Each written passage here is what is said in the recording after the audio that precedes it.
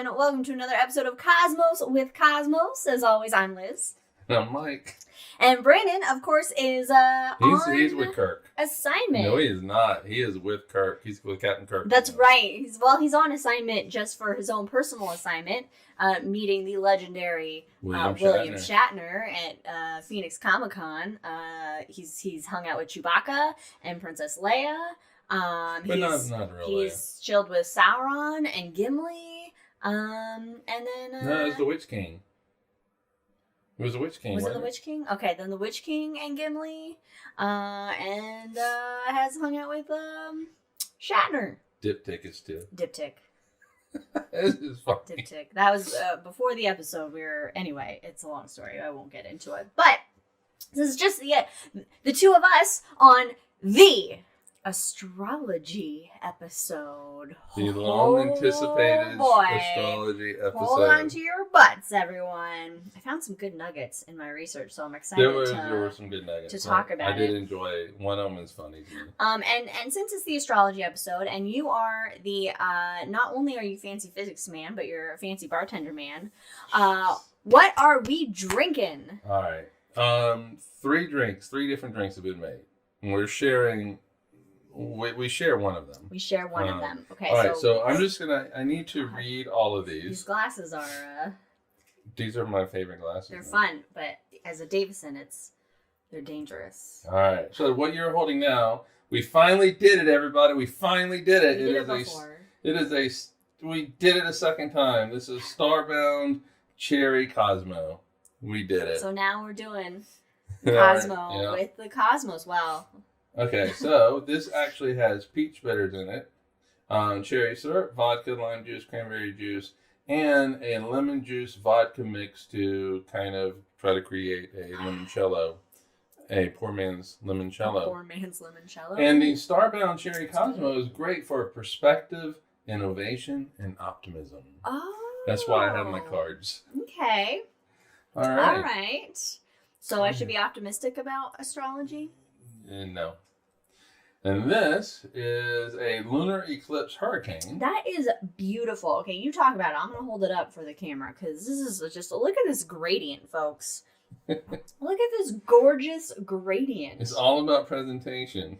Oh my God. All right, so this is a hurricane with a little bit of a twist on it. This has light rum, dark rum, lemon juice, and lime juice, which is what you typically find in orange juice, which is what you typically find in a hurricane. It also has peach liqueur in it. Oh. And this is where it gets a little, all right, so we have moon water.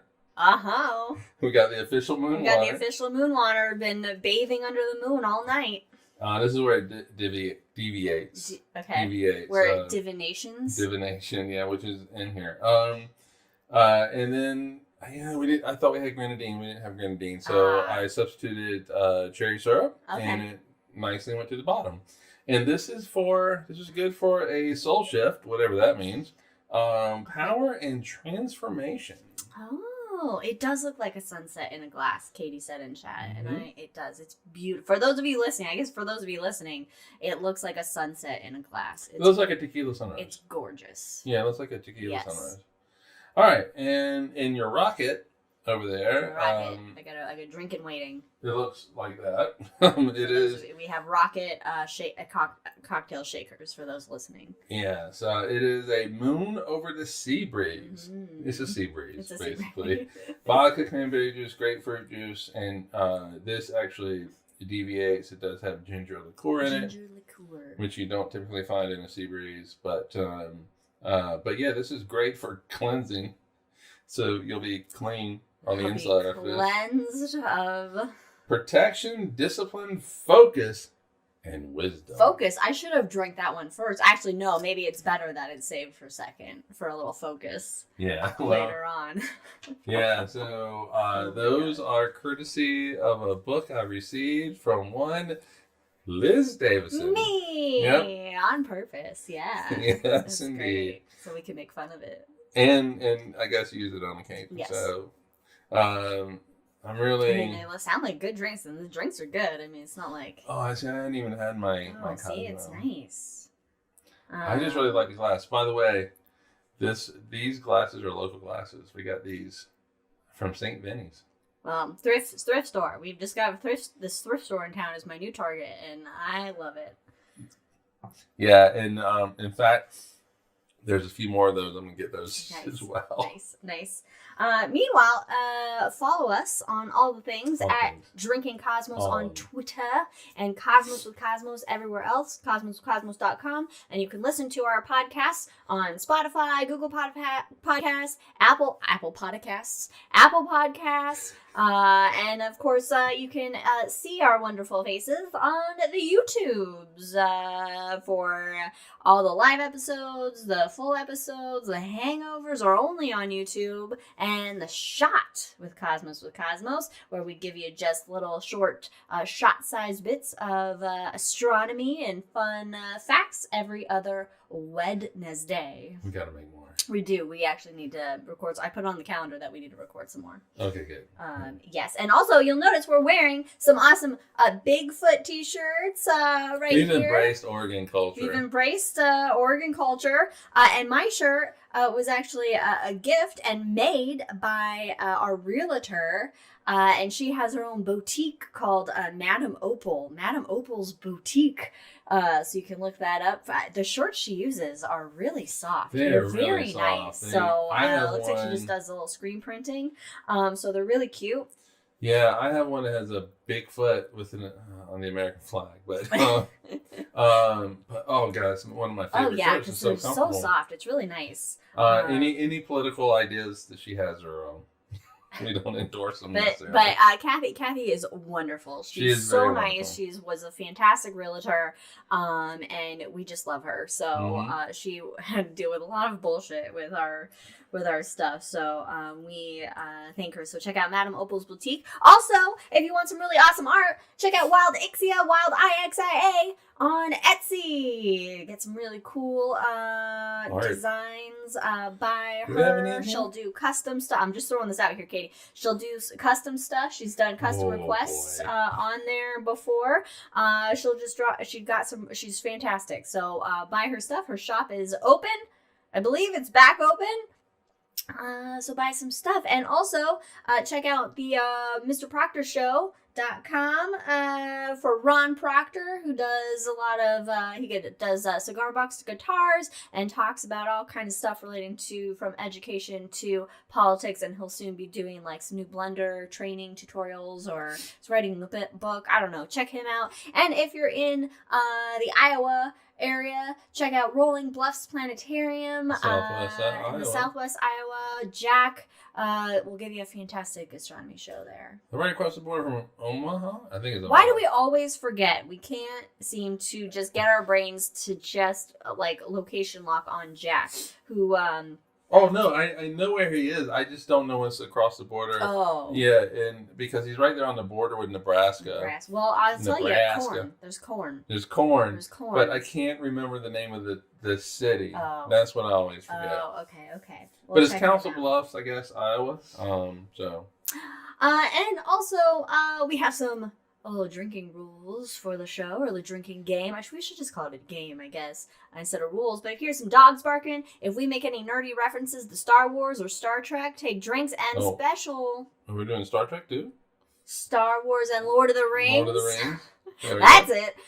Take a drink. And special rule of the episode, my goal this episode, being the astrology episode, is to be nice. I'm going to try to be nice and not, but if I get angry, take a drink. Take a drink when I get angry, basically. I don't know how well this is gonna, because I want to be angry, but I also want to not be so angry. I want to be just like, you can do it's bullshit, but here's the things. Do you want me to be, okay, you remember that Key and Peele's, I'll be the angry Liz. You'll be angry, so you can sit there like this, and I'll just be the angry Liz behind we're all you. Getting drunk. I think I can. We'll see. We'll see. We'll see. Anyway. All right. We're 15 minutes into this. All right, go ahead. Well, that 15 includes our pre-show banter. All right. Which is not on the podcast. So if for those of you, if you're listening on the podcast, you can listen to check out the live episodes, and you get some pre-show banter. You should tell us about the history of astrology. I'm going to. Who's leading this show? I was just trying to get you back on track. I was on track. I just wanted to take a drink of my Cosmo. What's it called? My Starbeam. Starbound Cherry Cosmo. Cherry Cosmo. Oh, with cherry vodka. It was cherry vodka, by the way. Oh, cherry vodka instead of regular vodka. Yes, I wanted a little cherry vodka. Anyway, astrology. Look. We all know astrology today, right? It's your horoscope. You read it in the I would say newspaper, but nowadays are there still newspapers? Yeah. You read online. I'm about to sneeze, so I'm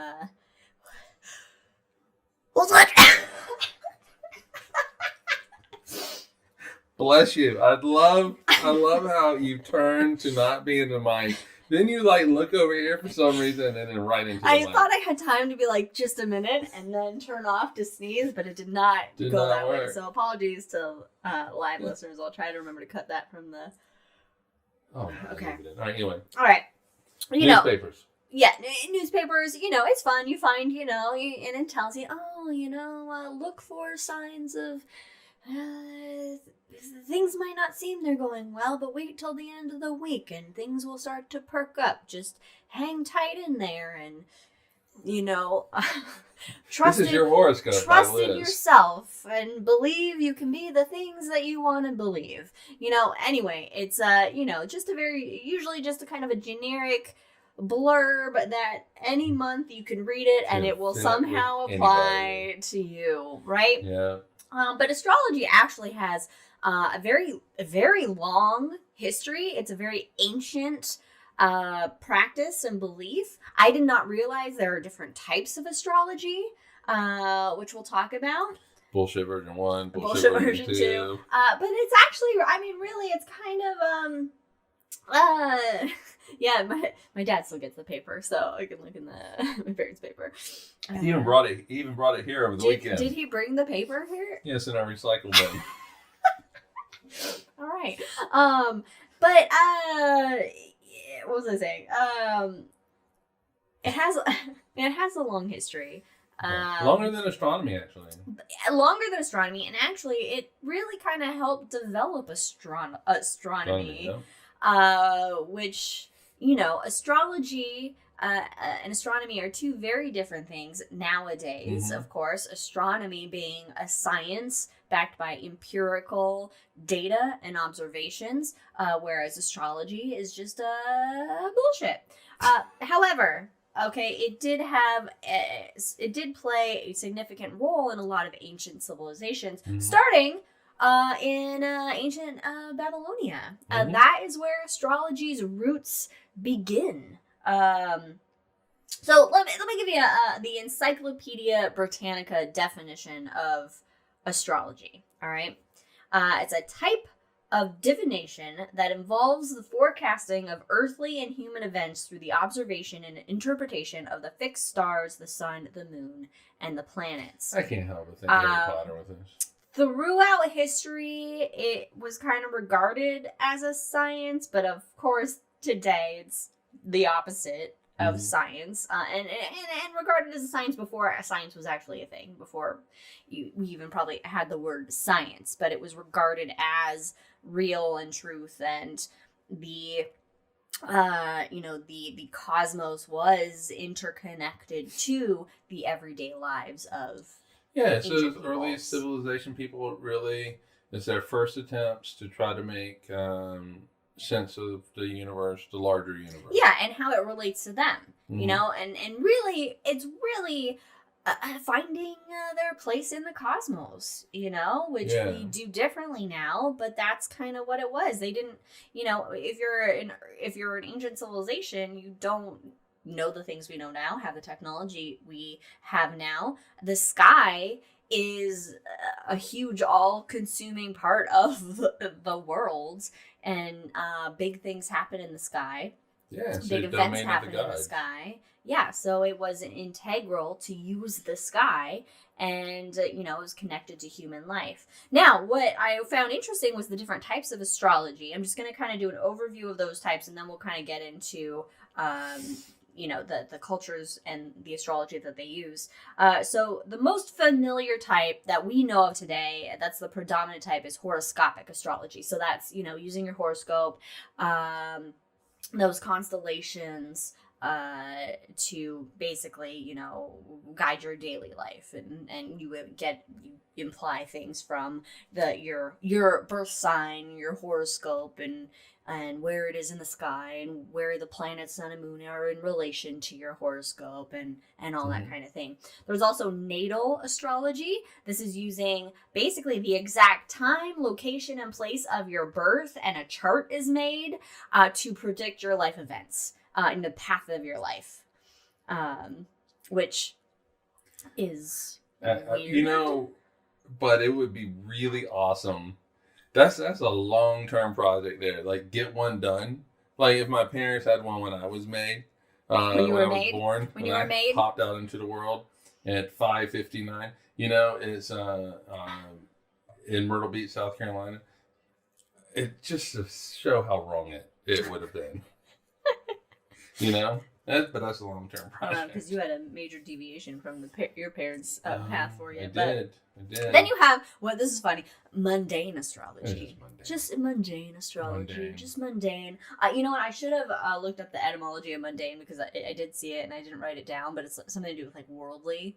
Really? But from like I don't know, it's Latin or Greek, probably Greek. But this one is like actually the most ancient version of astrology, and it's basically implying correlations between geological and astronomical phenomenon. This was used for being the most ancient. It's similar to horoscopic in the sense of it's not using horoscopes per se, but it's just kind of like the positioning of things in the sky, and that affecting weather being able to predict weather patterns, or even later on political events, like that kind of thing. Like, the sun is in this constellation, so it's gonna rain, or it's gonna get rainy, or something. Like it's used for those mundane, worldly aspects of. It'd be great if somebody measured how often they're right and how often they're wrong. I bet it's 50-50. I mean, and then you have electional astronomy, and this is determining the best moment to begin an enterprise or undertaking. So this is strictly like a business way. And then you have horary. Maybe the ancient silent horary, but not horary. No, I think it's horary. This is answering a question by making a horoscope for the exact time and place the question was asked. That just... What? Like... That's not what you have in the notes. What the fuck? Yeah.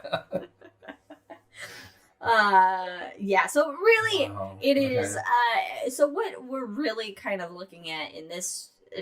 We're not really going to talk about it much, but I mean, the prevalent ones are the mundane astrology, which is what it began, and then horoscopic astrology. Do they? Which is kind of what mundane astrology ended up turning into a bit. So for the exact time, do they? 1:57. But do they include? How do they handle like time? Standard time. I don't know. And daylight savings time. They didn't have those yet. So I don't. The stars going. I don't know. All right, so let's go to the beginnings. If you didn't do it, I was gonna do it. Okay, good. Because usually Brandon's my time travel partner. So Babylonia, ancient Babylonians. Astrology begins here, much as a lot of things actually begin. In the Mesopotamian realm here, 2 million BCE. 2 million BCE. 2 million? I'm sorry. Second millennium. God. 2000 BCE. Second millennium BCE.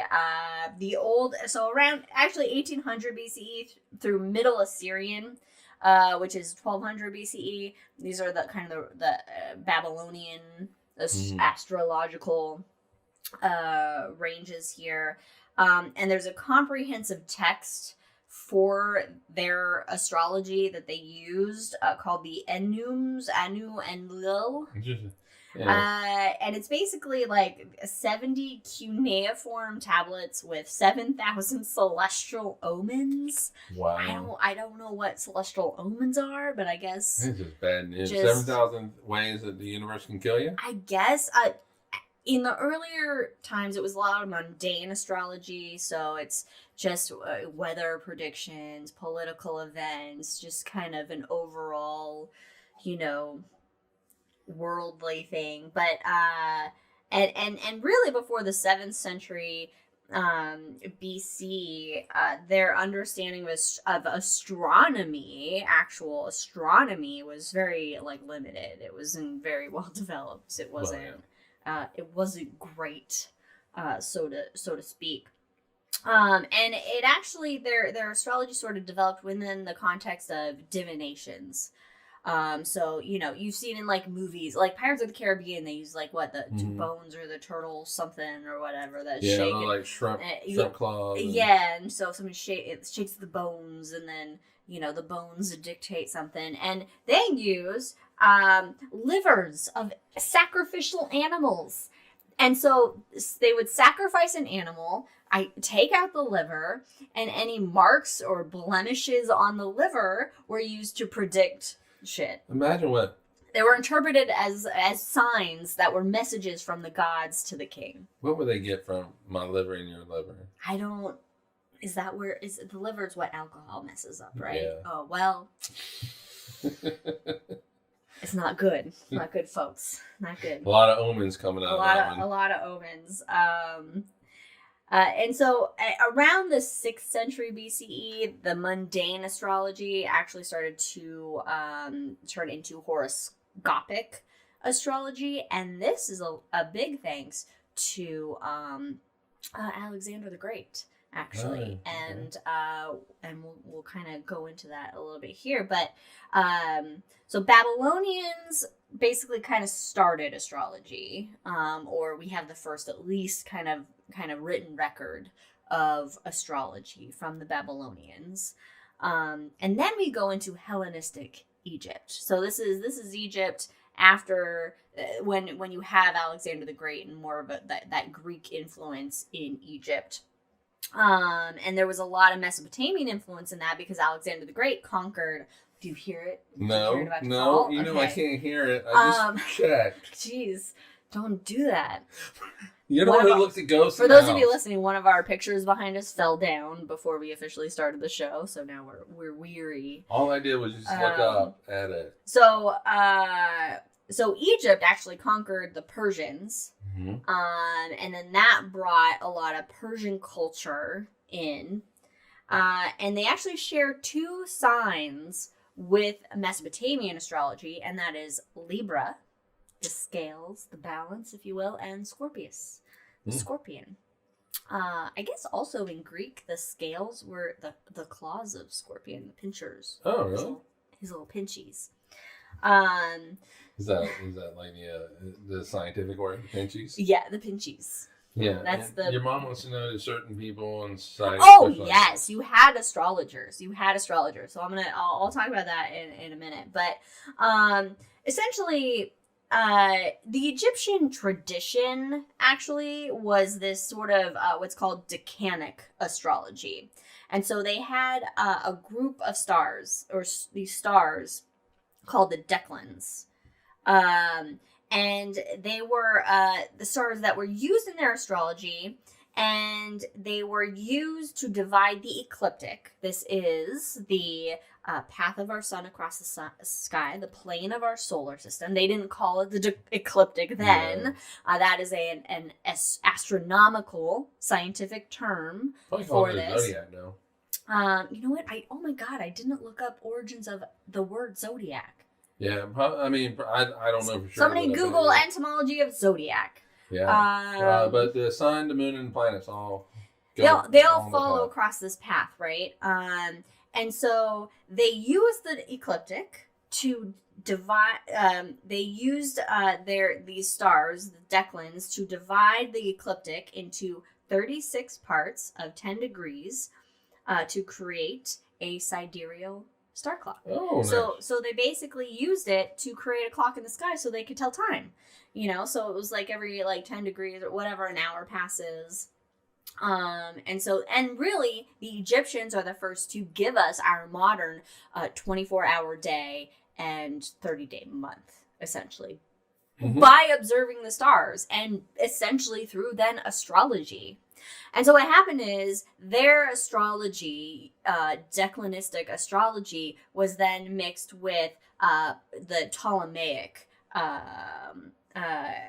Babylonian astrology from Persia, brought in by Alexander the Great through his conquests. And the mixing of those, mundane astrology and declinic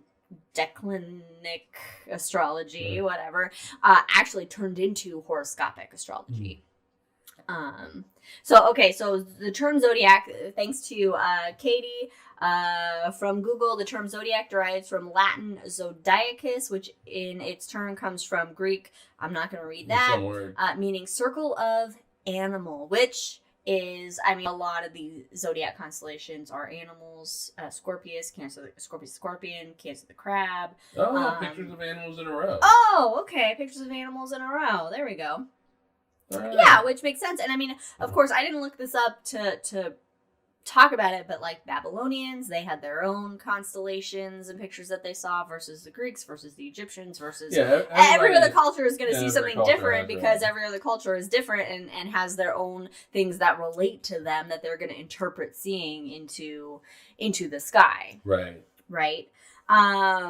So you have Alexander the Great conquering just a shit ton of the world, right? Bringing in these far east influences into Egypt. And so you have the mixing of cultures, which then creates essentially this new thing, which is the horoscopic astrology that we're most familiar with today.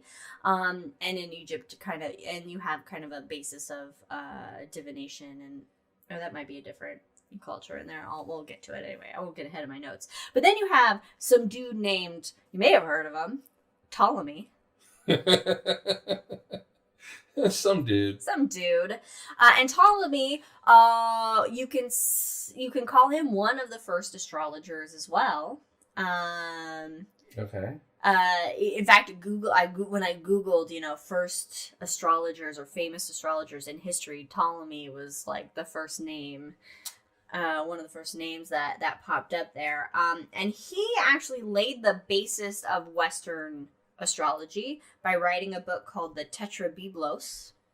Okay. And it was the first astrological text to be circulated around medieval Europe in around 1130 CE.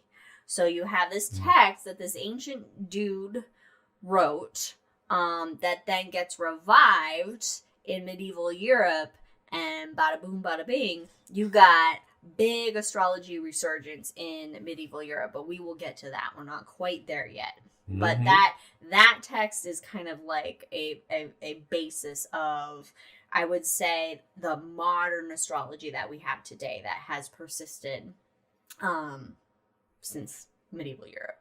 One of my favorite astronomers did that stuff. We'll get to them. Yeah, some notable names. Surprising that you would not think were astrologers, but they were, essentially, because astronomers weren't a thing. A Tetris Bible. It is Biblos is in Bible. I don't know. Tetris is like third or three, or I don't know. I don't know what the translation of Tetris Bible Biblos is, other than the Bible Biblos part. is going to be it's basically like a Bible of astrology. Isn't Biblos going to be book? Biblos would be book, not Bible. Because biblioteca is Spanish for a library. Yeah, and so I would... Yeah. Look, Federico would know more about languages because he's Italian and therefore not a dumb American. So he has he's more cultural and knows things more about languages. God. Yeah, we are stupid. All right. So, moving from Hellenistic Egypt to Greece and Rome, some popular popular times, Greece and Rome, very familiar to us. Alexander the Great actually exposed the Greeks to Babylonian astrology from Asian conquests. Yeah, thanks, Federico. And so there was like this priest from Babylon then, after Alexander the Great had his conquests. This priest from Babylon moved to Greece, and he wanted to teach astrology and Babylonian culture to the Greeks. Naturally, he's as one does. Hey, and then of course the Greeks then transmitted the stuff to Rome, because Rome just kind of took over everything. They just assumed, Federico. They just assumed the cultures of those they conquered, and Tiberius is the first Roman Empire to have a court emperor. Is that not what I said? Did I say empire? Is the first court emperor to have a court astrologer. Okay. So there was an official court astrologer under. Now there were astrologers that were used by emperors prior to Tiberius, but they weren't like official. Like, this is the court astrologer. And so then, of course, when you have a court astrologer, that gives it more credence, that gives it power, that gives it authority. Yeah, it gives it more weight. It gives it more weight. So here's an interesting fact that I found. In the 2nd century CE, astrologer Claudius Ptolemy, because apparently everybody is named either Claudius, Ptolemy, Augustus, Maximus, I don't know. Those are the names. He was obsessed with getting his horoscopes correct. All right. I guess there's worse things to be obsessed about. Yeah, he wanted accuracy. So he actually began the first accurate attempt at a world map to chart the connection between someone's birthplace and the shit in the sky. Oh, okay. So, due to this, this is when he coined the term geography. Wow. So we get the term geography from Claudius Ptolemy making shit for astrology. All right. Making a world map just on astrological purposes. That's wild. That is pretty wild. That is wild. And that was a whole branch of science. Now it's a whole thing. Geography is a science. It's social studies. Like, whole classes on geography. I am horrendous at geography. Because we're American. Anytime there's a geography question on Jeopardy, I'm like, nope, I don't got it. Because everything is America. So I just thought that was interesting. I guess I get mad at astrology today because of that just pseudoscience. People put so much stock into it and make it real and whatever. But it actually really did have an important role in history and the development of legitimate things that we use today.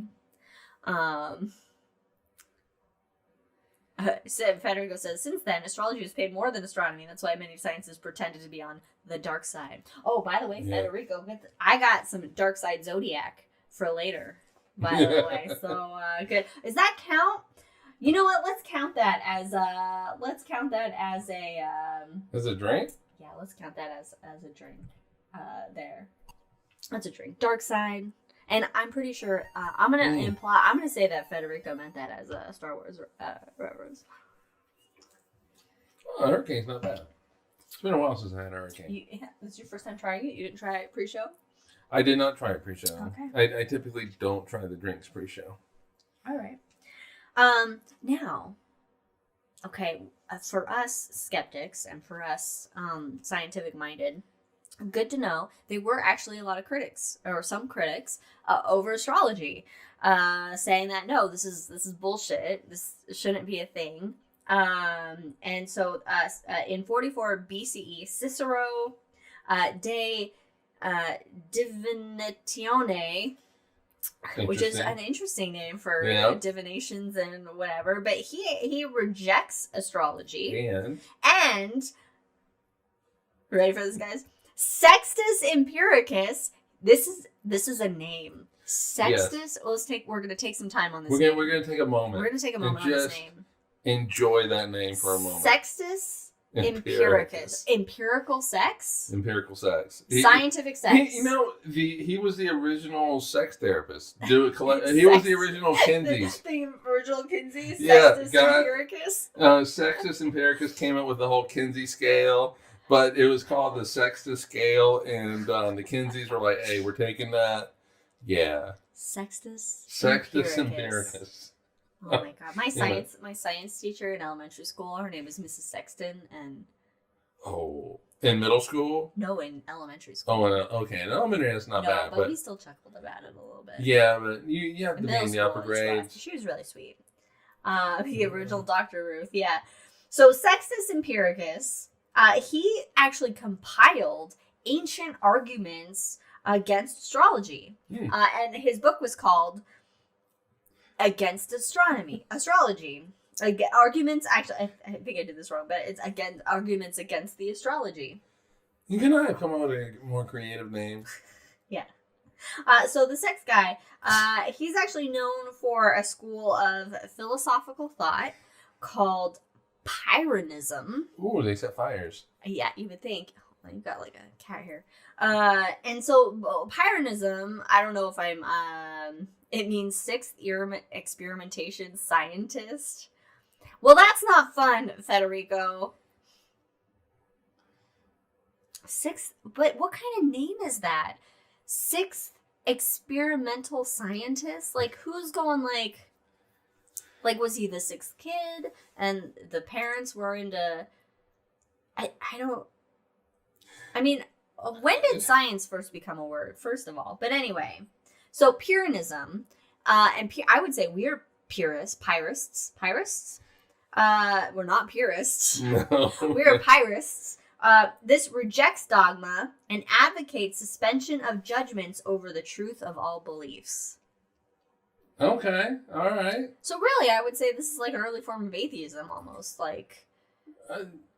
Yeah, I mean, in a way, yeah. I get behind that. Yeah, I can get behind that. I am now a Pyrrhist. Pyrrhonist. Pyrrhonist. I don't know. It's for those of you listening, and well, I guess watching as well. It's spelled Pyrrhonism. Ironically, Federico says Latin names are Latin names are real fucking weird. It originated from you. All right, so you got Greece and Rome. They're taking on astrology. Well, Rome at this point, we'll say Rome taking on astrology in full, just embracing it. The Islamic world, it's huge. Medieval Europe. This is the lasting effect of astrology today, is when medieval Europe gets a hold of it. Alright, medieval Europe. These motherfuckers are, well, first of all, they're all dying of something. Yeah. Now, here's what's really concerning, okay? It is astrology becomes widely and wildly popular in medieval Europe. You have people that are astrologers by profession. You have, the leadership that has astrologers. And here, it's everywhere. It's just absolutely everywhere. It is bona fide. Like, it's basically like bona fide. It's like gravity. It is like real and true, and everything needs to be dependent on astrology. Here's a weird, scary fact that I found about astrology in medieval Europe. Everyday medical practice by the 13th century. So 1200s. 1200s. In the 1200s, physicians and 1200. Let's just think about 1200s medical practice. By the way, we're talking leeches. Bloodletting. Like, it's not great. No. Okay, but physicians were required by law to calculate the position of the moon before carrying out any medical procedures, major medical procedures like surgery or bloodletting or whatever. They had to They had to, by law, calculate the position of the moon. And I assume make sure the moon is in good favor or whatever for a successful surgery. I guess that means that they just consult the local astrologer for that.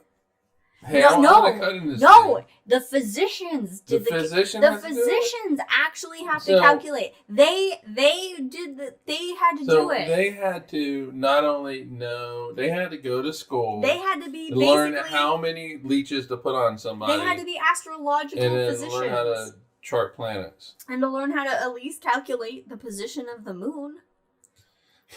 I'd be like, the moon's there. There's where the moon is. Or where it's going to be, or... And then tomorrow is going to be over there. So, you decide when it's best for you to have surgery. Yeah. But surgery in the 1200s? Not great. No anesthesia. No antibiotics. No one's washing their hands. No, No one's wearing face masks. No one's wearing scrubs. It's Typhoid Mary. It's just... it's things how like did we this. Survive? Exactly. It's things like this that I'm like, how did we actually survive as a species? Because, surgeries fail. Katie says on chat, surgeries fail when the moon isn't high enough. Now, when I had my heart surgery, I told that heart surgeon, you better calculate the fucking moon. You better calculate where the moon is and where Pluto is. It's not a planet, but it's playing into this somehow. Damn Pluto. Federico says on chat, at least at that time, doctors were used to math. Oh, were they? Well, it was going to be algebraic math. We don't get calculus until Newton. So, no. So by the end of the Renaissance, astrology's popularity, I think Zeus. But here's the thing, though. Has waned. Just for a second. Moon pun intended. I apologize. In the 1200s, at that point, we had really kind of taken a step backwards. And, in knowledge of the universe. Well, a lot of knowledge was lost after the burning of the Library of Alexandria. Well, yeah, but even when the Roman Empire fell, the Dark Ages. Although that's a misnomer. Okay, but you still lose. I think we lost a lot of knowledge. Mm-hmm. And so you have to get that back. And so in the 1200s, I'm still like, okay, you guys can do astrology. I mean, it's fine. If you're medieval, you can believe in it and that type of thing. But when we get to the science revolution, then no. Yeah. No. Yeah.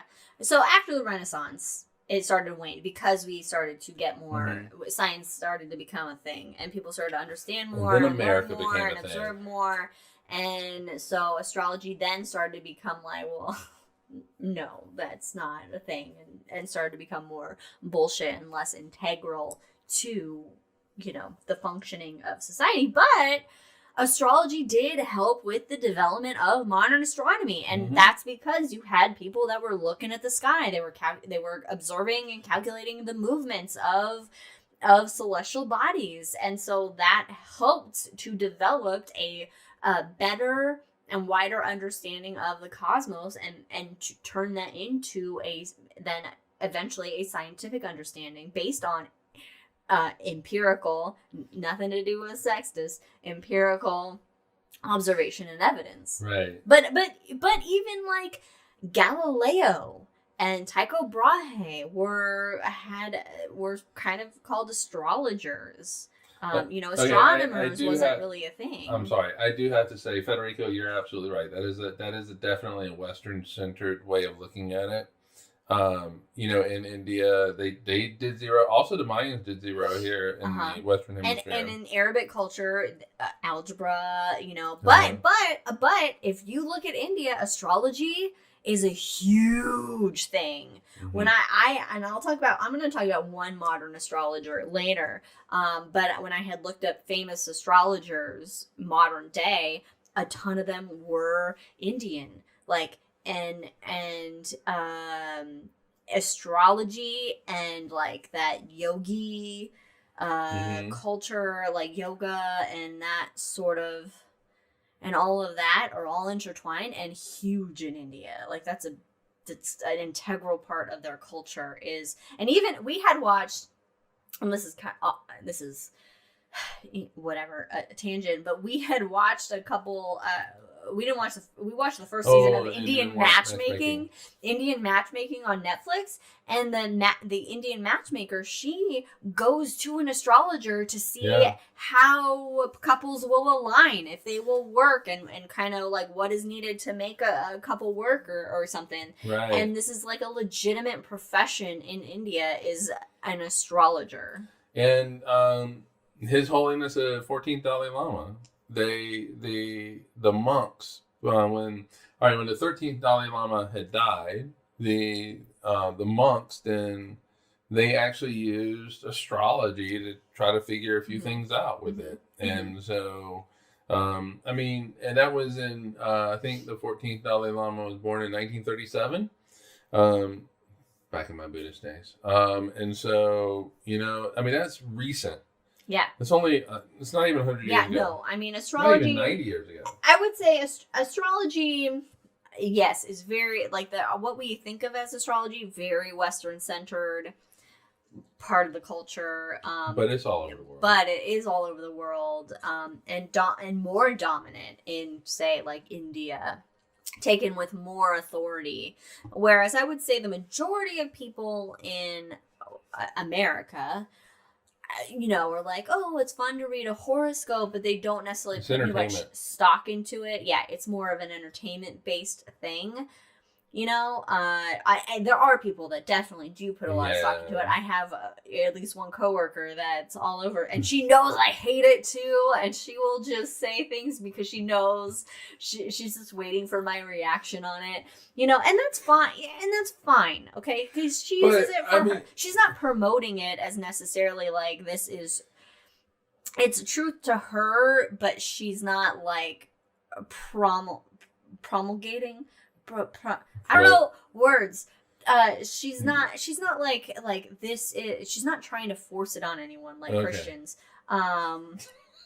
So at least there's that. Just the 2 words of that sentence. All right. Yeah. Okay. Okay.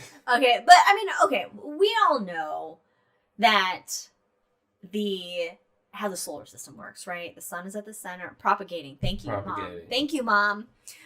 We all she hasn't been drinking. No, just some Virgo Earl Grey. Virgo Earl Grey, which is Virgin Earl Grey. Yes, because us Virgos. So we know how the solar system works, right? The sun is at the center of the solar system. The planets orbit around the sun at the center of our solar system. The Earth rotates and is rotating around the sun, and so that changes like the positioning of the constellations and stars and when we see them during the nighttime, because obviously we can't see them during the fucking daytime because the sun is so bright. Now they are up. Don't get us wrong, we just can't see them because of the sun. You have these astronomical events such as when Mercury goes in retrograde or Venus in retrograde. Very good. Very good. Because I know.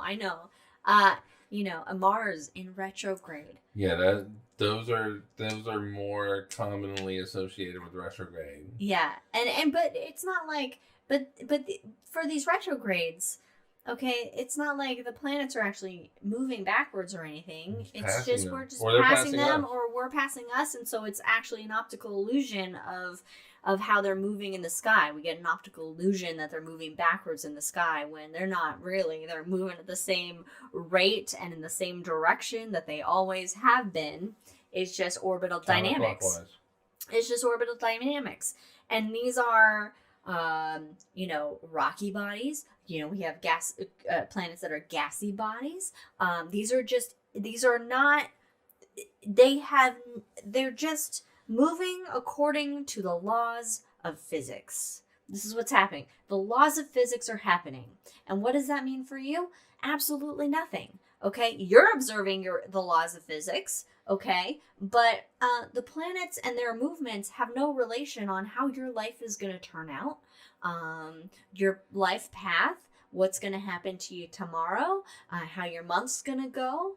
There is no correlation whatsoever, because the planets, guess what? they've been around a lot longer than any life on Earth has been around. The Earth has been around a lot longer than any life on Earth has been around.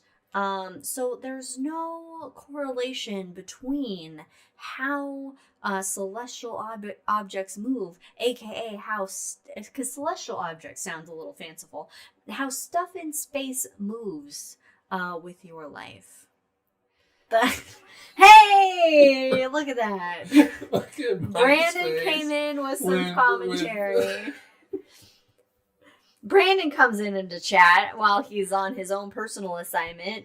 Well, okay, so what I was thinking about was actually kind of related. I'm trying not to be angry, so I'm talking in a very light, pleasant tone. So in my head, it was, I need to, in The Hangover, I need to try to bring up when an astrologer said something to me, and I basically broke out quantum physics to him, and they just glazed over.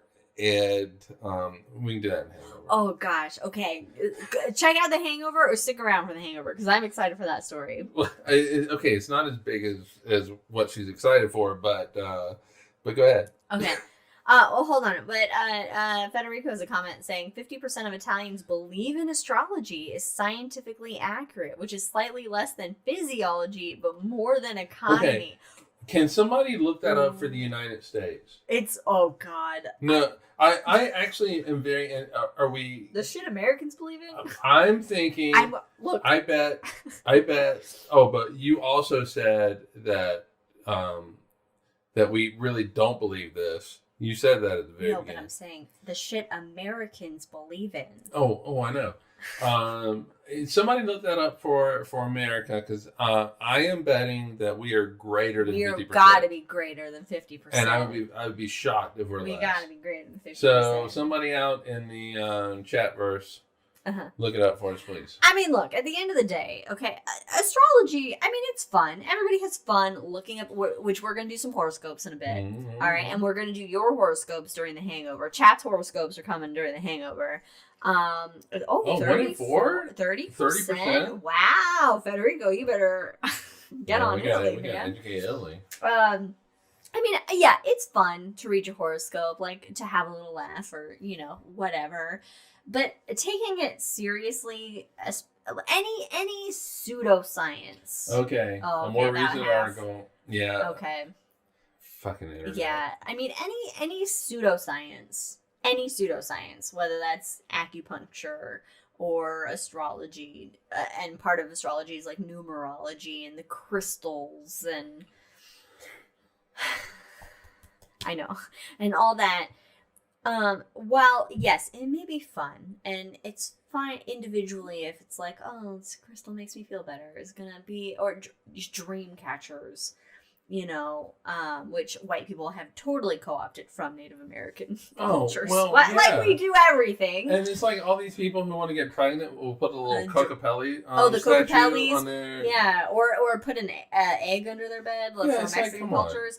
But pseudoscience, while can be fun in small doses, when it is when it's taken and put into like a science category, and when it's taken and promoted as real and truth, there is a danger to it and a cost to it. That's my issue. Because you have a lot of people that say, for example, you'll have people with, say, a terminal illness like cancer, that then stop utilizing Western medicine because they heard about some pseudoscience bullshit that they don't have the information, they don't have enough information, or they're just so scared and desperate, that they're going to take anything that could possibly save them as fact, that can end up then killing them.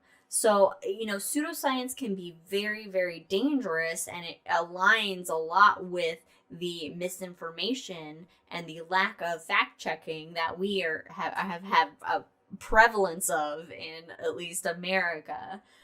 in this country, so while it's it's fun to take it with a grain of salt, but then at the same time it's very, very dangerous when it becomes mainstream and people start really believing it.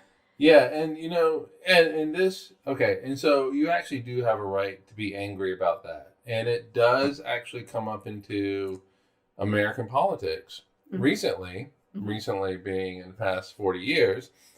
Nancy Reagan had an astrologer. Oh, and God. And Nancy Reagan would consult her astrologer on behalf of the fucking president of the United States. So as a court astrologer. Yeah. And an Oval Office astrologer. And Ronald Reagan, I hate the man.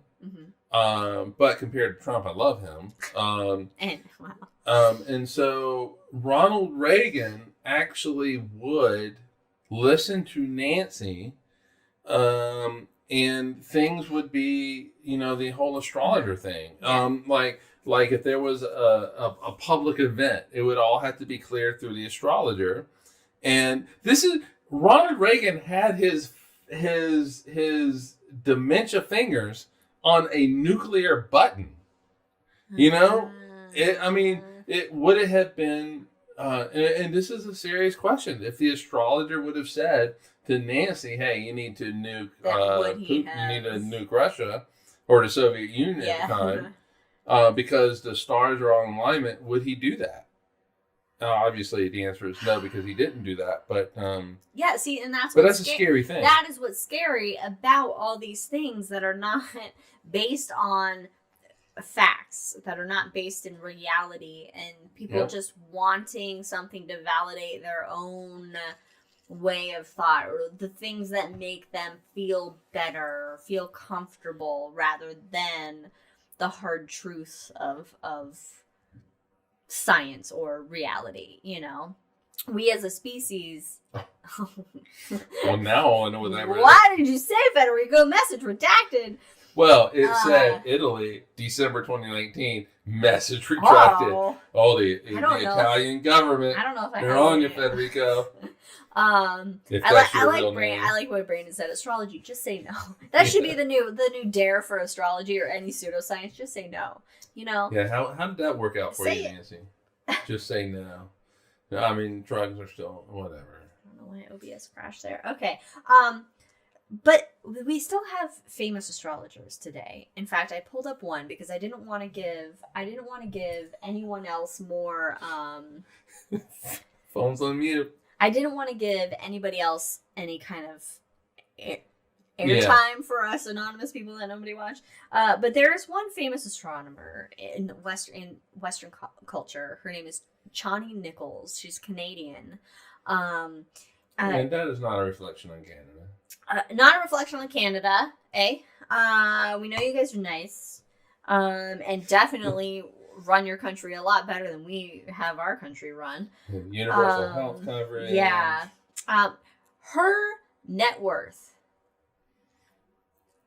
Are you $30 million? Me? $30 million. She is a professional astrologer making millions of fucking dollars. Me, you, and Brand. Oh, we gotta take a drink. You're getting angry. We gotta take a drink. I did get angry. I got angry at that. Yeah. I need to. Hold on. I gotta. We're gonna do what Mike hates. I gotta make a drink. You need to drink the water out the bottom of that, or we can put it in here. Oh, because it has water. I'll drink some water. You probably need water anyway. That's why I said I'll drink some water.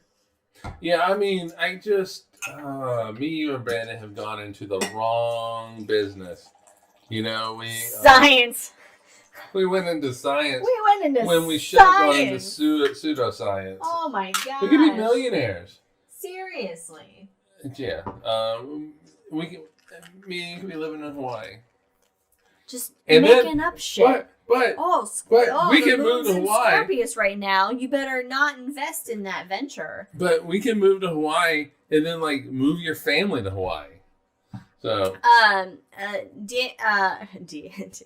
Federico says Italian situation. 31st of December 2019, the most important TV show. The astrologer said 2020 will be a great year for work and travels. Yeah. Oh, it was a great work for great work and year. 21, he was still asked for a prediction on 2020.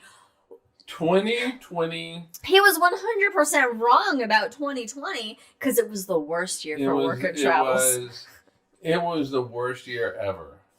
So Chauny Nichols, this Canadian, worth $30 million for being a professional. Stop saying Canadian. Fucking astronomers. It doesn't matter. She began her career basically writing a weekly astrology newsletter for friends. Like we send one to Brandon. Yeah, like for the fun of it. It'd be like, Brandon, you will travel in the next week.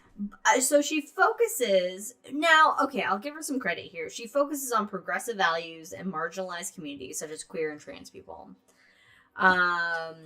She's appeared on an episode of Netflix's series Explain. They have an episode of Astrology. We should have fucking watched this. I did not think about it, even though I put this in the notes to watch. You know what? To watch it. Tonight. We might have already watched it, but maybe we didn't because we were like, no, we have to watch it tonight. We're going to watch it tonight. It's my day. And she was the resident astrologer on Oprah's magazine's website. Harpo?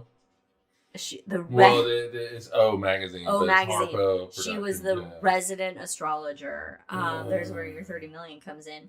Her first book she did. You were born for this. Astrology for radical acceptance. Astrology for radical acceptance. Like, she wanted to write a book that would help people access the wisdom of their chart so that they could more quickly align with living out their purpose. And so that we could all be, again, more quickly of service to the world. It was number 8, debuted at number 8 on the New York Times bestseller list. Number 8. Can I go back to something really quick? Yeah. In astrology, how do you focus on LGBTQ? Happy Pride, everybody. Happy Pride! We made it. But happy Pride. But because, look... Here's what these people do is they focus on people who are marginalized, who are being shit upon, who needs something to believe in them, to give them, show them, make them feel valuable, give them self-worth. It's predatory. Right. Is what it is. Exactly. And so it's not a good thing. It's not. I know. I said I give that credit, but yeah, at the end of the day, it's really not a good thing because she's being a predator on people who are being shit upon a lot, especially in America. They're just being shit upon, and so she's giving them a fake semblance of power and validity that is not real. Validity would not be a word I would use. What I mean? I know what you mean. It gives them a sense of hope. A sense of hope, but this is not. Yeah. She's just an acceptance. Yeah, they're being severely marginal. I mean, they've always been marginalized, but especially now, there's a very strong attack on especially trans people. Yeah, which is in this country, ridiculous. Yeah. And so that it's like, oh, okay, I can. She can try to wedge her way into their psychosis, essentially, and it's manipulation. It's taking advantage of. It's not. Yeah. I mean, anybody supporting trans people and LGBTQ plus is great, right? However, when you're really $30 million, you're not doing this to help a community. No, they're doing this stuff. You're preying on them and trying to get that base in order to further yourself, right? Because at the end of the day, astrology is not a fucking science. God damn it! I need a stream deck. Okay, maybe your birthday is coming up. It's not real. Okay, it's bullshit. It's bullshit. It's Bullshit. You look at, I know. Do we need to take a drink again? No, you don't need to take a drink again. This is all a part of the first angry rant. It's bullshit. And we're going to prove it to you right now because not only do I have a book, which is like Dark Side Zodiac, which is like, ooh, the naughty Zodiac.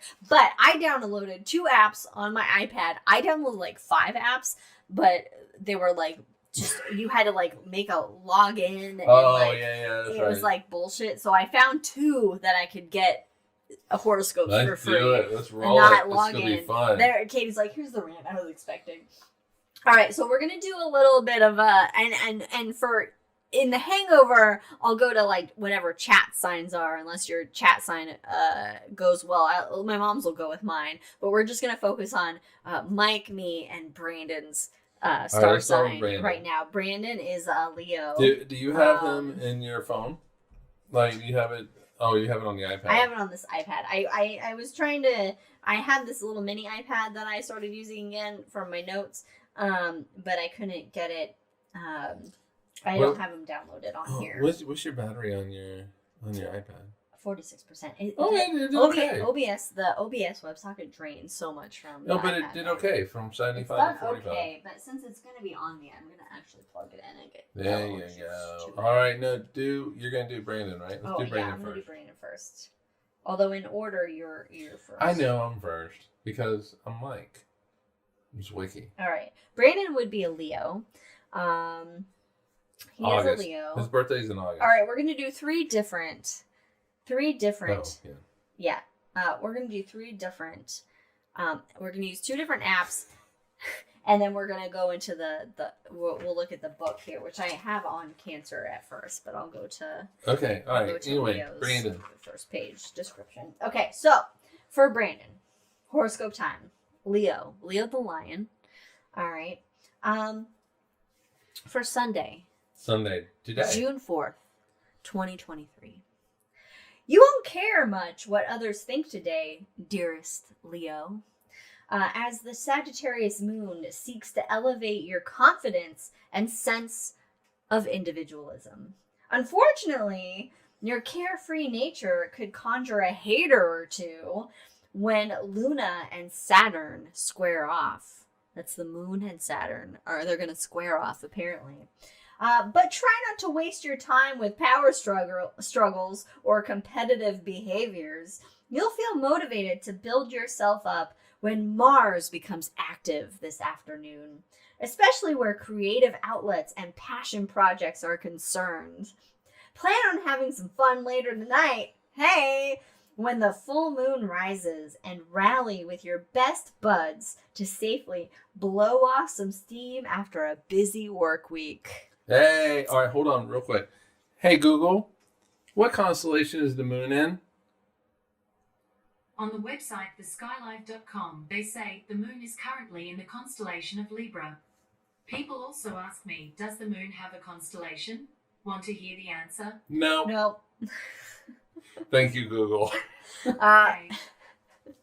But Federico's 8 hours ahead of his prediction. He read his horoscope. Sagittarius Moon is the name of Brandon's next sci-fi novel. Yeah, but the moon's not even in Sagittarius. So we're gonna go to another app for Brandon's horoscope for today. All right. Yes, I get it. Okay. Stop telling me how to use the app. Okay. No, I want to skip the tutorial. Yes, skip the tutorial. Thank you. All right. Here's your second horoscope for Leo, Brandon. Alias the lion is what it says. Alias. Oh, do not let him start referring to himself as the lion. No, that's for Leo's alias is the lion. Are you pushing yourself too hard, Leo? Are you? Are you digging in to get so much done right now that you are forgetting to take proper care of yourself? Okay, that actually might be true. That might be true. Isn't it true of all of us? As a passionate lion, you do many things in a larger-than-life manner.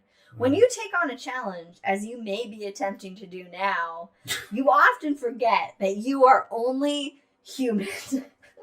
Despite your extraordinary energy and courage. Today, make sure that you get the help you need and that you remember to treat yourself kindly.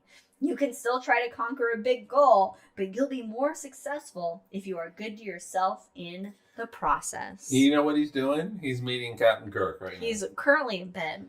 Well, no, he's not in bed. He met Captain Kirk. He did. Here's a long one. Here's your week horoscope from the same app, Brandon. You may have financial limitations on something you want to do, but worst of all, Leo, it might involve joining friends in a venture that they want you to be included in. Eugene! Fly to Eugene, come down to Oak Ridge, fly forth! But if you can't do it right now, that's nothing to be embarrassed about. Can you not do it? What? It would be wrong to stretch yourself beyond your limits, only to pay for it later on. Just take a rain check or explain your situation if you feel comfortable enough to do so. Brandon, we'll help you get here. We'll help you get here. There might be an alternative, or others might be willing to wait. There is a way to work it out. You have been working hard at something recently, mostly because you know it's the right thing to do. And while you aren't doing this to impress anyone, someone is very impressed. Who are they, Brandon? Your work ethic is stellar, and it is being noticed. You may find yourself the recipient of lots of compliments before the end of the week, coming from someone who has the influence to help you out with a goal of yours.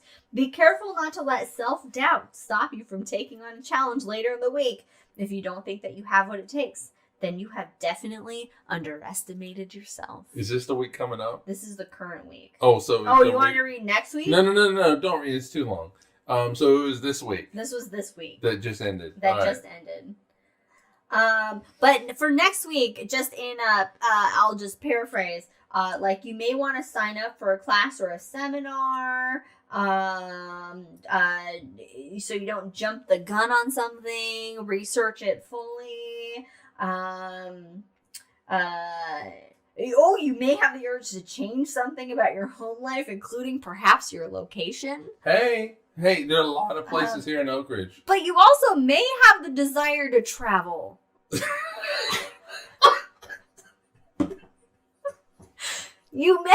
Next week, Brandon, you may have the desire to travel. Oh, you also may have the desire to do something from your bucket list, like ride a horse on the beach for the first time, or learn to fly a plane.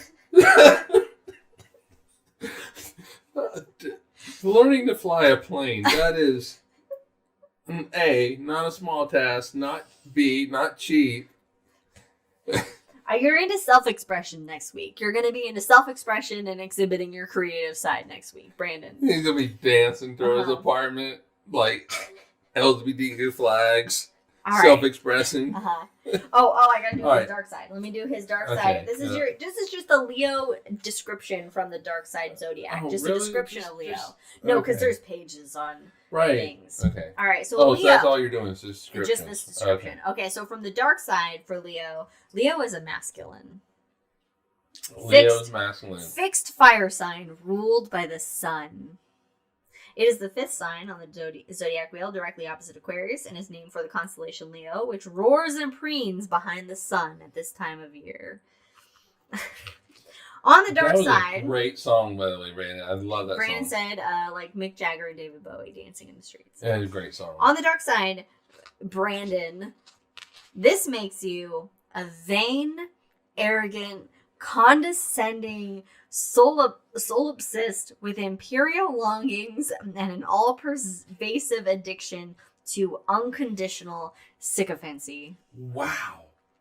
I mean, I'm sorry, but if anybody's heard his yawns, they are pretentious. They are pretentious. Brandon has the most pretentious yawns you've ever heard.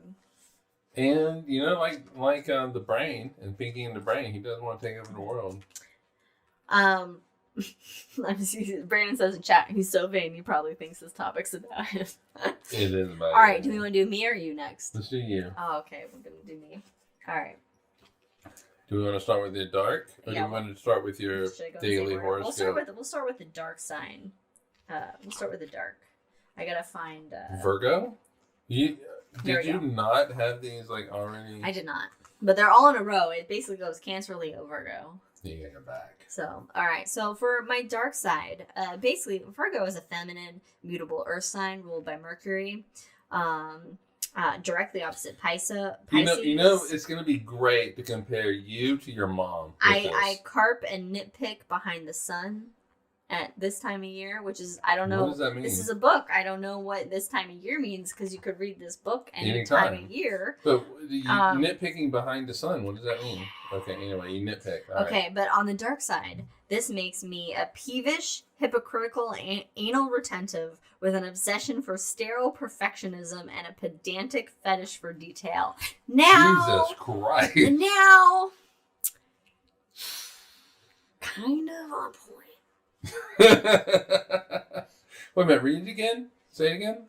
I'm a pedant. My dark side is that I'm a peevish, hypocritical, anal retentive with an obsession for sterile perfectionism and a pedantic fetish for detail. This is me, my mom, and my dad, by the way. Okay, all right. So you do have a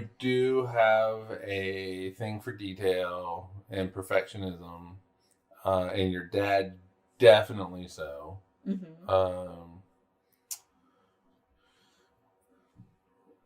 Wow. I mean, your mom? I'm not really feeling that for your mom necessarily. Well, my mom will confirm that I do have a fetish for detail. Yeah, no, you do. Brandon says Liz is Leslie. Nope. I'm minus the notebooks. Minus all the note. Although, if I had the time, you would. No, you know, that actually might be spot on. That actually might be spot on for you. Except for my pessimism. My pessimism takes me away from Leslie Knope a little bit. Yeah, but okay, but all right. So Leslie Knope though is not in the no. Oh shit, that actually might be true. That's actually pretty good. However, yeah, for you and your dad, it's not for your mom. Not for my mom, who's also a Virgo. So all right.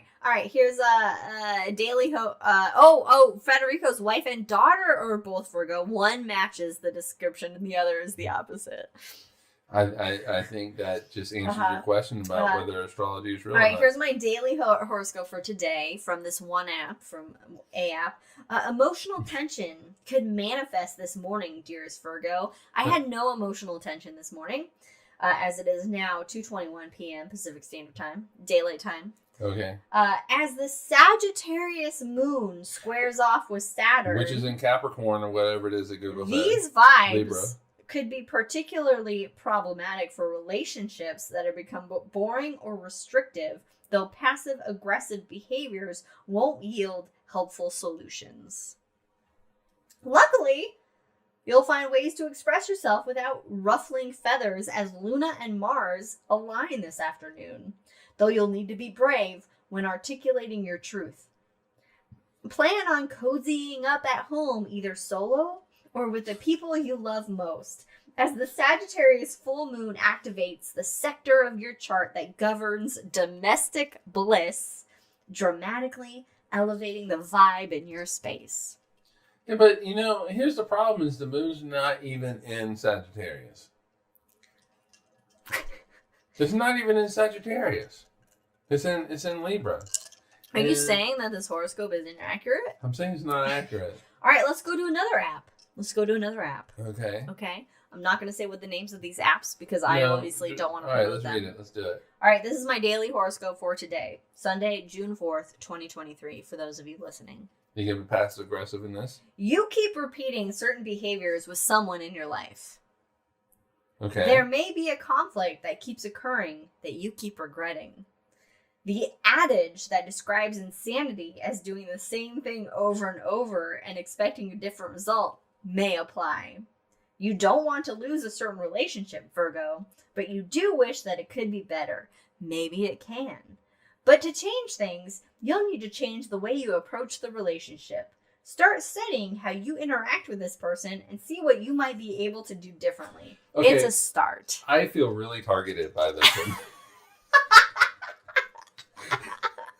I feel like after this podcast, we should talk. Maybe. Do you not like me playing video games? No, No, it seems to be like me. I'm doing something. I don't know what I'm doing. All right, here's my horoscope for this week that has happened already. Paraphrase? No, I'll No, paraphrase it. We're 90 minutes into this. Well, no, I'm doing next week too. I'll see what comes up next week. It's fine. Whatever. People are here. We didn't do this for Brandon. Yeah, we did. I thought we paraphrased. No, it. I did his current week, and then I paraphrased the next week. Okay, where did your treasure trove of common sense wander off to? Wait, say that again. I'm sorry. Where did my treasure trove of common sense wander off to? Yeah, where did this your past common week? sense go?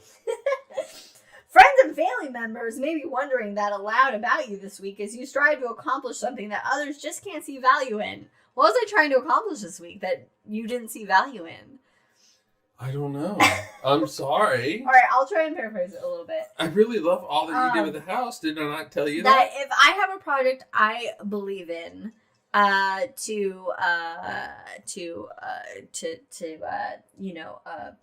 persevere with it anyway, despite what people are saying. I'm really trying to support you. I could be lured into a conversation. I put all the pictures where you wanted them to go. I could be lured into a conversation this week that could have volatile effects. That didn't happen. I might be tempted to talk about a controversial manner if somebody raises the issue, simply because I might assume they are finally ready to discuss it. But they may not be ready, and it may just be a trick to instigate trouble. Okay, I don't know. I'm not liking this stuff. As a last-ditch effort this week to save a faltering endeavor may leave me feeling frustrated. It may not work, but that is not necessarily a bad thing. It may actually make room for something that could be much better for me. And once someone with influence sees that you have some time open up, they may approach you with a wonderful offer. That's nothing like that has happened this week at all. Let's see what's going to happen next week for me. A very busy week lies ahead of me next week. Shocking. Shocking. But it's a good and kind of and happy kind of busy time. I will work on things that I not only enjoy, but promise to make my life richer and better. Okay, the house stuff. Okay. It's also a great week to streamline existing everyday chores that tend to be cumbersome. I have been looking up just like a chore routine and stuff for the house. Which I want us to do. Yes. I'm supporting you in this. Yes, I know. I may find targeted. myself in a situation where I can learn a valuable skill that will be important to me in the future. I need to take advantage of new opportunities that come up. And I'll have a lot of restless energy toward the end of the week. So I gotta do something that alleviates my restlessness. Or I can wind up feeling we'll still anxious. be working in the house. Yeah. Oh, but I should maybe take a bike ride at lunch or hit the gym or take a walk in a pretty area. Well, we did talk. Okay, we did talk about how this week we are going to start up with the exercise. I did talk about that. We did talk about that. All right, so All let's right. do me. Do me. It's your turn. All right. I want to know. We'll start with your dark side. All right, what am I? What's my dark side? All right, so just your description from your dark side. All right, this is my description. All right. Okay. What am I? For Cancer. Okay. Cancer. You're a feminine cardinal water sign. Yeah. Ruled by the moon. There's nothing that describes me more than directly effeminate. opposite Capricorn. The Cancer or the crab, which frets and snaps behind the sun at this time of year. Any time of the year, I guess. On the dark side, this makes you a grumpy, secretive, passive-aggressive grudge hoarder with bipolar mood swings and a positive genius for pointless worrying. Okay, yeah, that's spot on. That's spot on. I have thought, I'm like, maybe I need to go see if I'm like bipolar or something, because I will have, I'm like, all of a sudden I'm just like, I'm just depressed. The world is dark. I'm trying to get to your on this one app, but because it doesn't fit just keep it going. It doesn't fit all right, the Pisces, iPad keep it very going. well. Aries, Taurus, Gemini, Oh. keep it going. Virgo, that's Go you. back one. Leo, go back two. Cancer, that's me. All right. So you're the week that just ended. No, today's horoscope. Okay, Today This is just the one app, and then I'll do the other app. Okay. For Sunday, June 4th, 2023. You'll feel motivated to get organized within your dreams today, as the Sagittarius moon aligns with responsible Saturn. All right. However, a dash of cosmic tension could skew your perspective, causing you to see obstacles rather than opportunities if you're not careful. Consider treating yourself to a healthy yet luxurious lunch. Okay, I did have pulled pork barbecue with some delicious Carolina Gold barbecue sauce that your mom and dad got me. So, which encourages you to embrace wellness and decadence. Well, it was more decadence than wellness. Themes around health will continue into the evening as the full health, drinking alcohol midday Sunday, continue into the evening. We're going to have more drinks later as the full moon rises overhead, asking you to meditate on your physical goals throughout the next 6 months and what habits that may need changing. Okay, in all honesty, look at me. Have I meditated on my physical health at all recently? Seems like a loaded question. I have not. And wow. I haven't worked out for like 3 weeks or a month because of the move. Okay, all right. I haven't worked out since January. Oh, no, actually I did at your parents a little bit. Yeah, I did. Not as much as I wanted to. All right, so...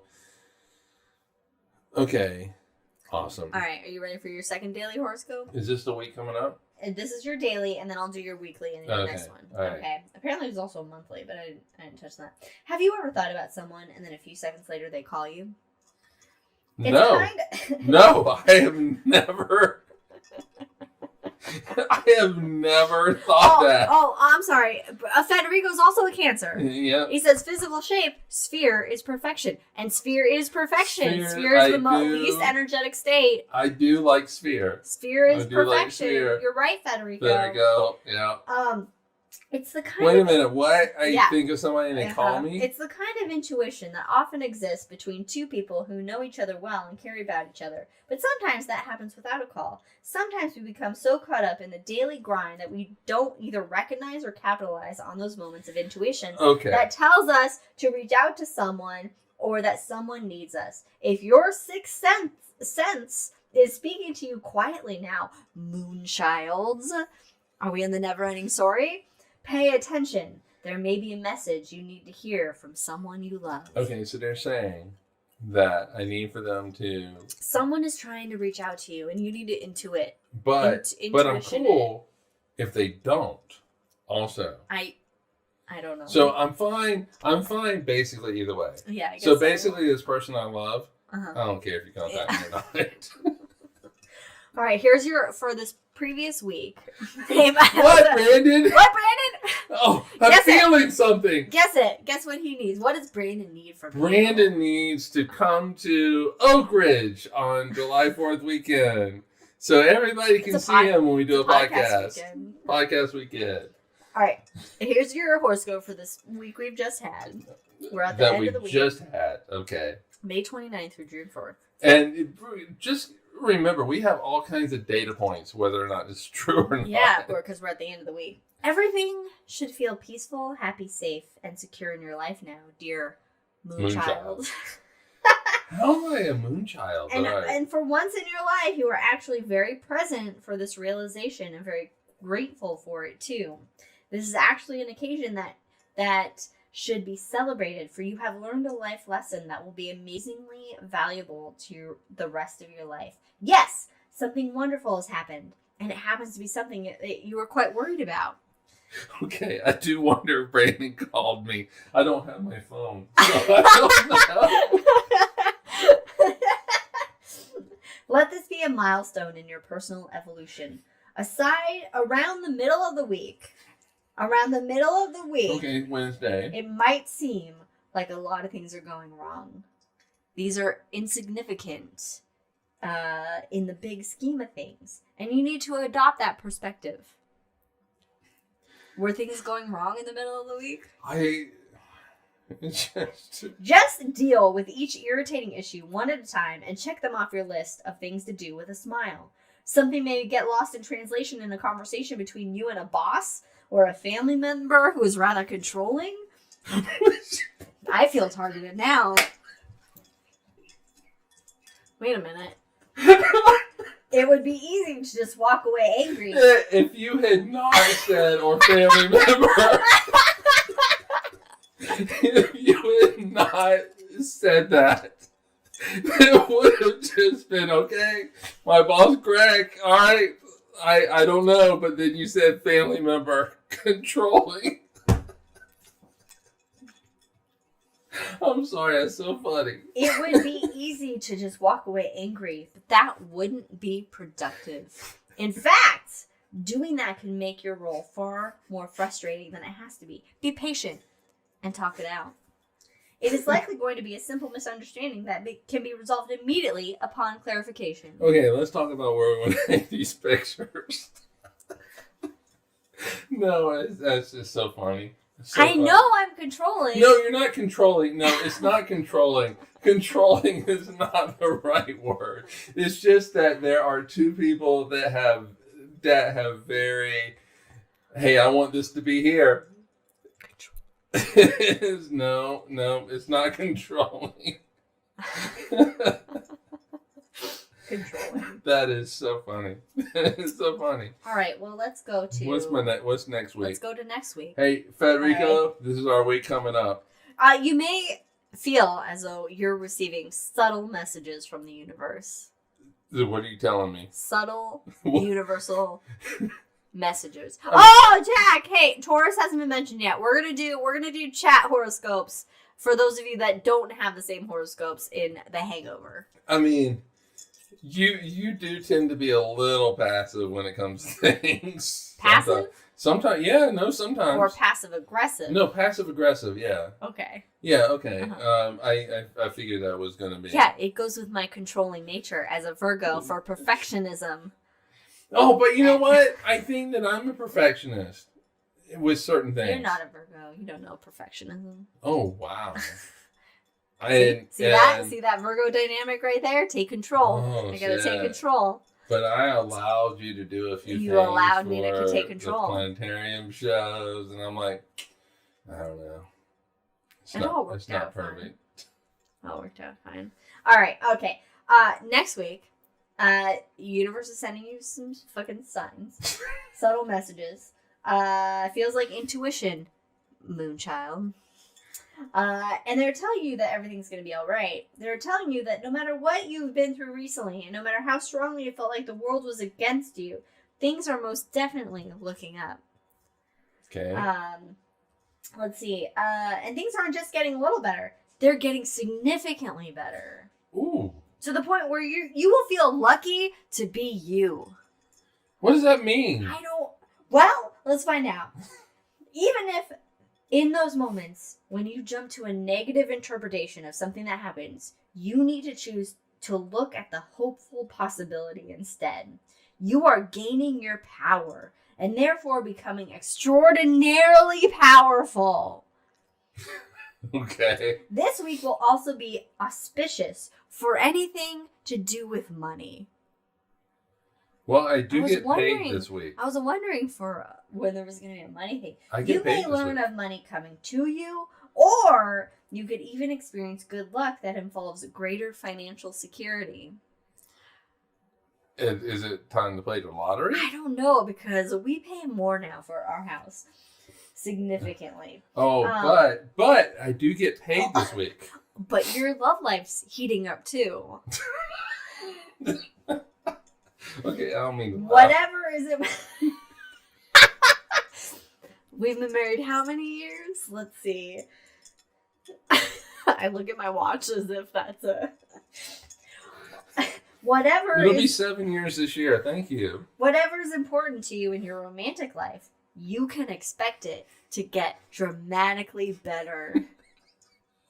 Oh boy! I feel targeted. What? What does that even mean? I just mean that there's only one component to your love life. And Yeah. it's me. Okay. So I'm getting dramatically better. The only possible downside to the week ahead may be an ongoing grudge or battle between you and someone you care about. This may take a lot longer to heal if it ever does. Be extra careful not to do something you will deeply regret later in this regard. Wow. So your love life is heating up, but don't fuck it up. But I don't have a grudge. I don't know. I don't... Look. What grudge do I have? Okay. I don't know. Look, these are written in the stars. All right? All right? All right, anyway. Should we call it? Yeah, let's we'll continue. We're an hour and 40 minutes into this amazing episode. We'll continue into the hangover with more horoscopes and some astrology bashing.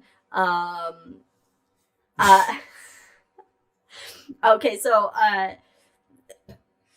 Federico in chat says the best horoscope he had was in high school, his high school days, while having breakfast in the morning. It said, "You are going to have a child." After cleaning coffee from the floor and made a call, never trust them. You know, in high school, you're going to have exactly a child. what every high school kid wants to hear. Yeah. You're going to have a child. And then you have just every high schooler going, "Oh, fuck." And then they're trying to think, did I use pullout? Was I wearing a condom? Imagine. Did I take my birth control pill? But imagine being 10 years old, reading that, going, "You're going to have a kid." Why were you saying 10? He said he was in high school. Well, no. He read a horoscope. Yeah. So anybody can have that horoscope. Anybody. So you're like That's a true. 5-year-old in first grade here in the United States. You're going to have a child. Okay, all right. You're in third grade. You can read some of those words. You're going to have a kid. And what is what? What? What is this 8-year-old? I mean, are they thinking, "Oh, I'm going to have my Barbie dolls? Are these my kids?" Oh, man. All right. Wow. I mean, okay. I mean, look, okay. Oh, Federico, did you have that kid, by the way? Later on, I'm sure when he's... No, high school, he's going to have a kid. Oh, no. Watch him American? say, "I actually had my first kid when I was 18. No judgment, Federico. No judgment, man. Yeah. So I would say, look, at the end of the day, we are logically, scientifically based people, so astrology is bullshit. Okay, but there is a long history, and a very long ancient history to astrology that was fundamental to these ancient civilizations and how they interacted, how they related to the universe around them. I mean, you got to think about ancient people in Babylonia or even Egypt, Greece, Rome. They don't have city lights all over the place. They don't have all these big buildings. They don't have